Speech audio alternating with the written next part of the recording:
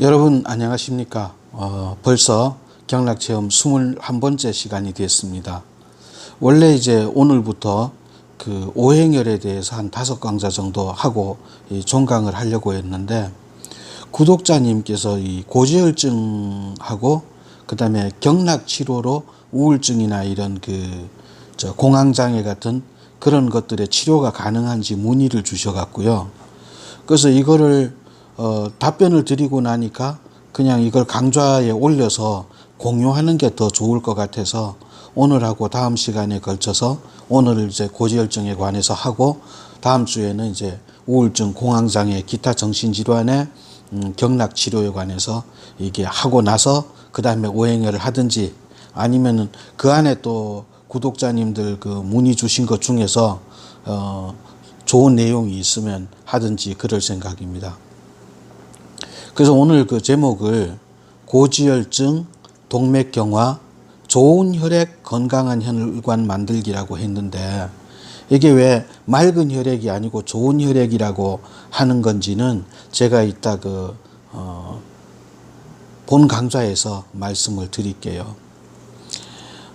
우선 그러면은 결국은 여기서 다루려 그러는 게 고지혈증, 그러니까 혈액에 이 콜레스테롤이 높아서 혈액의 점도가 높아서 혈액이 탁해서 이게 혈관을 흐르는데 힘든 거, 이거하고 그 다음에 혈관이 오래돼서 혈관이 굳은 상태, 이 두 가지를 지금 동시에 다루겠다는 거거든요. 사실 혈관은요, 한방에서는 기항지부예요. 그러니까 뭔지 잘 모르겠다고 돼 있어요. 혈관에 대해서 심주혈맥이라고 돼 있지만은 그 심주혈맥에서 말하는 심주혈맥 그것은요, 그냥 그 안에 있는 혈액 그 흐름을 얘기하는 거지, 이 무슨 관상동맥이라든지 대동맥이라든지 정맥이라든지 하는 혈관에 대해서 말하는 건 아니에요. 그런데 하여튼 해볼게요. 일단 원인을 보면은 제일 첫 번째는, 그러니까 지금 제가 설명하는 거는 이 고지혈증하고, 그러니까 혈액의 탁한 부분하고 그 다음에 혈관의 경화되는 부분하고 두 가지를 같이 설명을 하는 겁니다. 첫 번째는 이제 혈관의 노화지요. 혈관이 오래되면은 혈관이 이제 굳을 수밖에 없어요.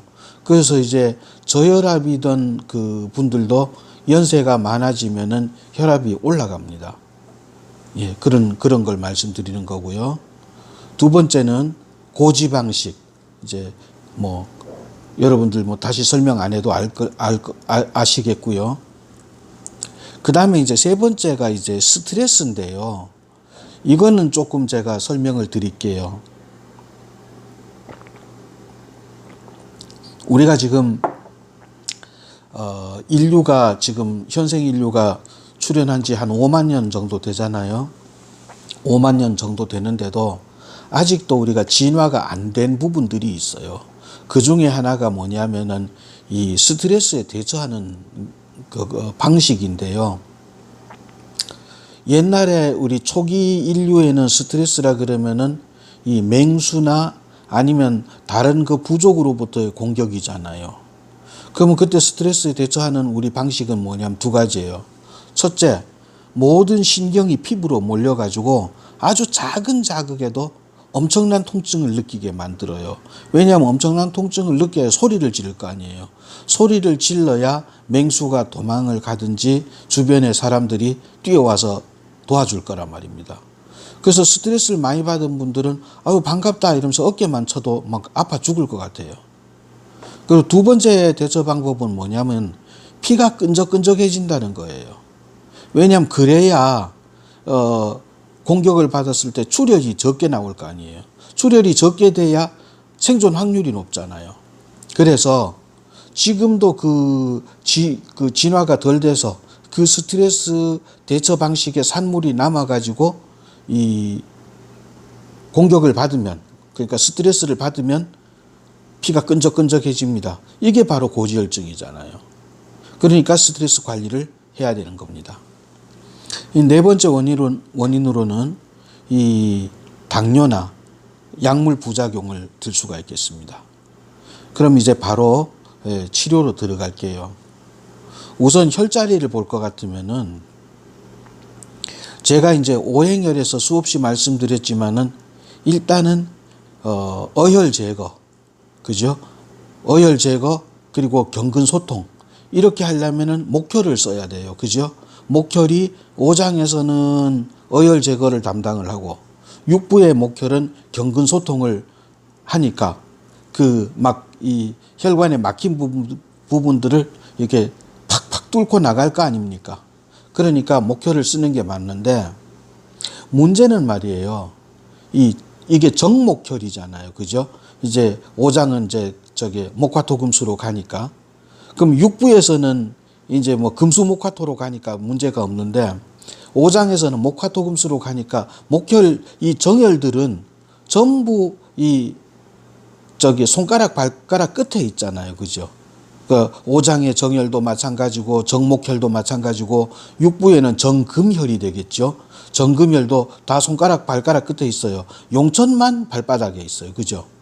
그러니까 환자분이 느끼는 통증이 아주 심해요. 그래서 저는 이 정목혈, 정금혈, 그 손가락 발가락 끝에 있는 혈 대신에 저는 원혈을 사용을 합니다. 이 원혈을 사용하는 근거는 뭐냐면은 원혈이라는 거는 이 으뜸원자잖아요. 그러니까 그 경락에서 가장 힘이 강한 혈이 원혈이잖아요. 그죠? 그러면 우리가 목혈을 쓰겠다는 기본 취지가 뭡니까? 기본 취지가 뭐냐면 목에 있는 그 간담의 소설작용, 그러니까 빗으로 이렇게 쫙 빗어 올린다 그랬잖아요. 그래서 간은 이렇게 쓸어 올리는 힘, 담은 쓸어 내리는 힘이잖아요. 그 힘을 빌어서 쓰는 거니까 굳이 정혈을 쓰지 않고 원혈을 써도 되더라고요. 근데 문제는 이제 서양의학처럼 제가 환자 몇 분을 진료를 해서 몇 명이 성공했다 이걸 적어 놓지를 못했어요. 그렇지만 자신 있게 말씀드리는데 원혈, 목혈 대신에 쓸 수 있습니다. 그 대신에 이제 이 육부에서는 목혈이 유목혈이잖아요. 그죠? 유목혈이니까 그냥 목혈 써도 돼요. 그 대신에 육부에서 이제 금혈을 써야 될 때는 또 육부에 원혈을 씁니다. 이건 나중에 제가 오행혈 강의할 때 이제 말씀드릴게요. 자, 두 번째. 그러면은 주 경락이 어디냐? 간경, 담경, 삼초경입니다. 그래서 간경의 원혈인 태중, 담경의 원혈인 구허, 삼초경의 원혈인 양지를 사용을 합니다. 그 다음에 그렇게 쓰면서 이 전신의 굳은 부분을 전부 다 풀어줘야 돼요. 저는 이제 지압으로 다 풀어주는데요. 여기서 이제 핵심 포인트는 뭐냐면요,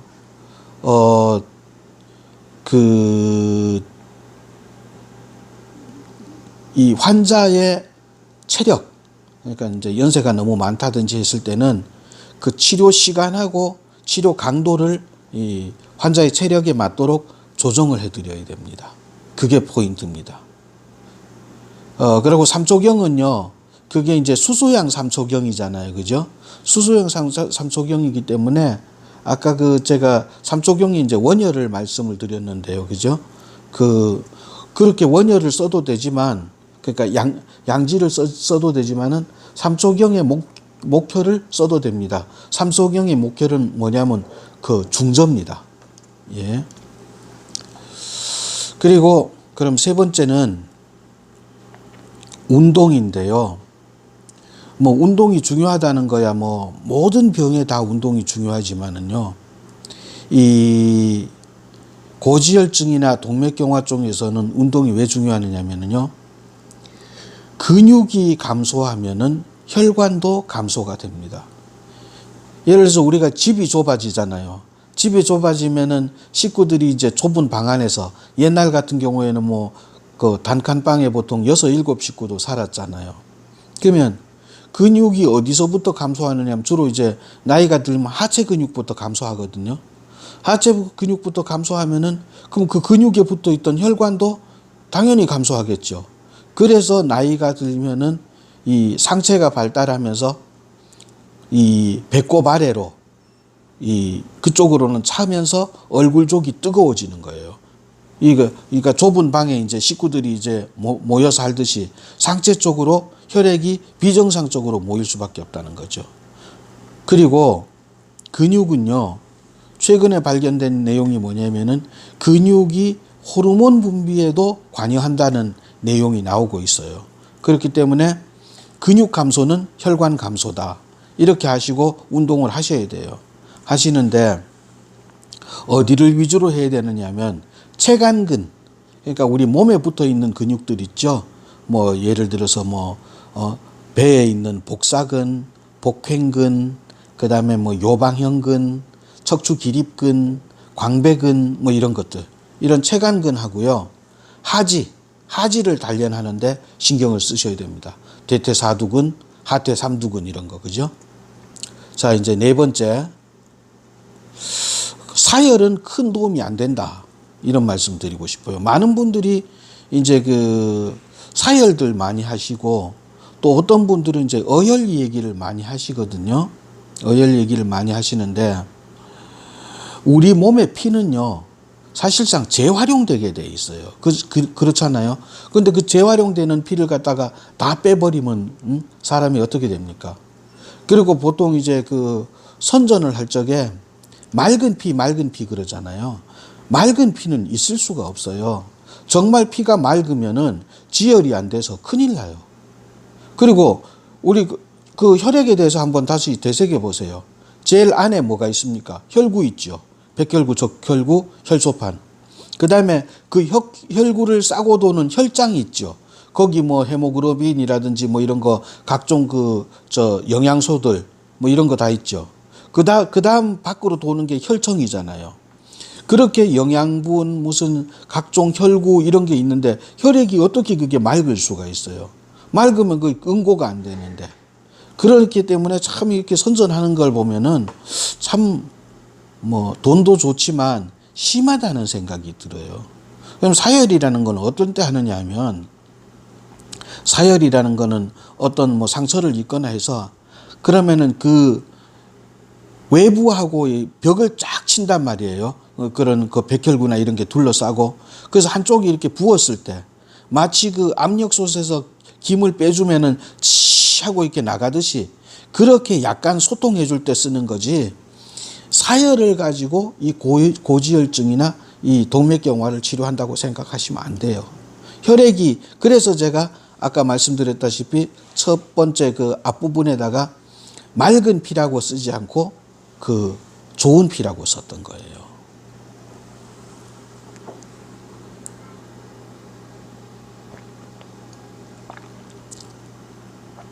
이제 다섯 번째인데요. 알코올이랑 식초 섭취에 조금 주의를 했으면 합니다. 우리가 보통 이제 술을 한 잔 먹으면 이 몸이 따뜻해지면서 좋잖아요. 그죠? 그래서 술은 혈액순환에 좋다 이렇게 보잖아요. 그죠? 좋아요. 조금만 먹으면. 근데 우리 몸은 항상성이라는 게 있어요. 그러니까 예를 들어서 알코올을 섭취를 많이 하면 혈관이 쫙 늘어나거든요. 그러면 어떻게 생각하냐면은 너무 늘어났으니까 이 늘어난 만큼 되돌리려는 그 성질이 있단 말이에요. 그게 항상성이에요. 그래서 술을 많이 먹으면은 처음에는 늘어나서 좋아요.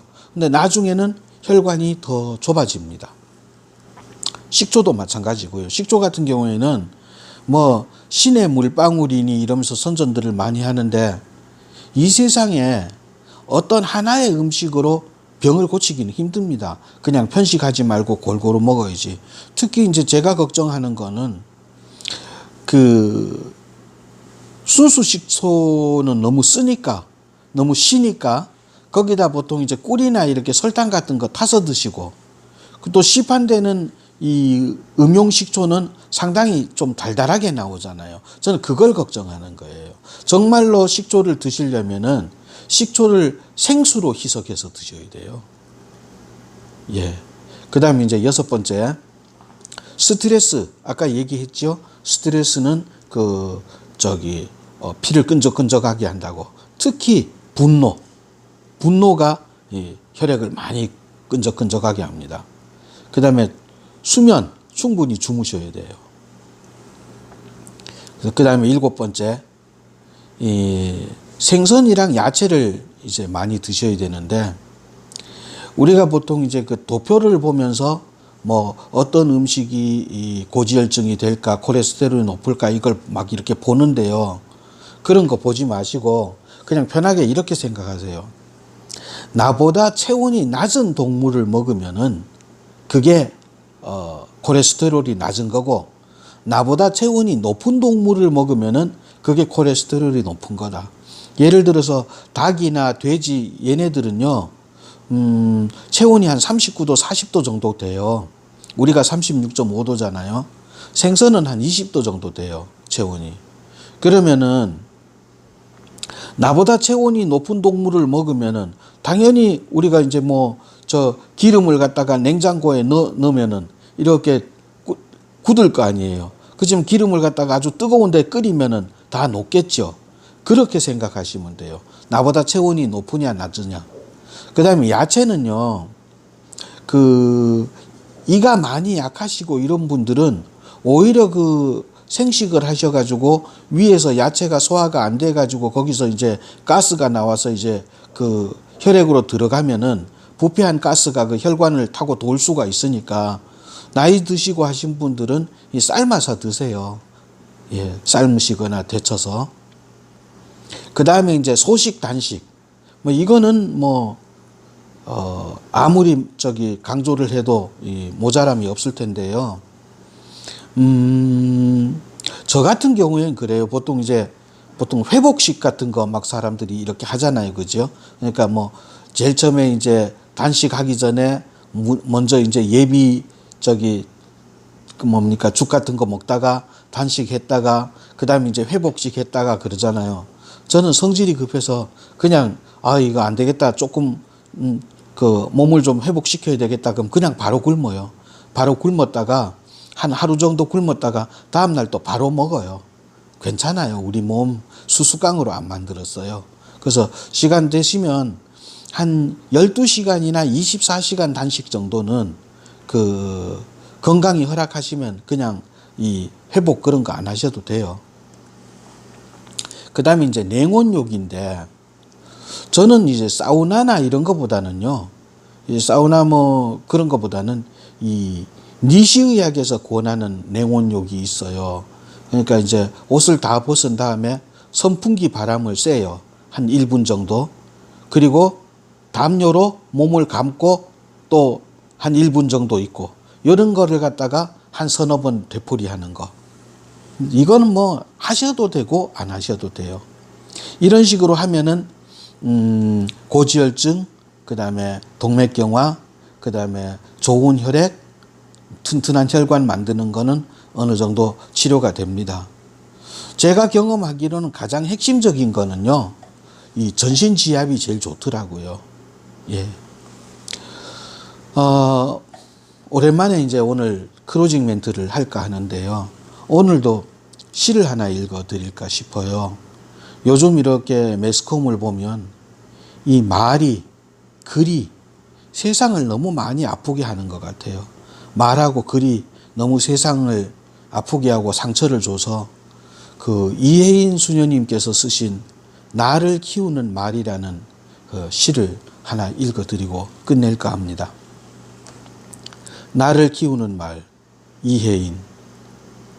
행복하다고 말하는 동안은 나도 정말 행복한 사람이 되어 마음에 맑은 샘이 흐르고, 고맙다고 말하는 동안은 고마운 마음 새로이 솟아올라 내 마음도 더욱 순해지고, 아름답다고 말하는 동안은 나도 잠시 아름다운 사람이 되어 마음 한 자락 환해지고, 좋은 말이 나를 키우는 걸 나는 말하면서 다시 알지.